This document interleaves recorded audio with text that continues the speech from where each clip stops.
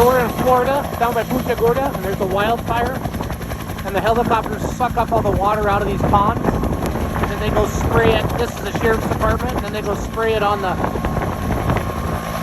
fire. It's so cool. I mean, it sucks there's a fire, but I've never seen anything like this in my life.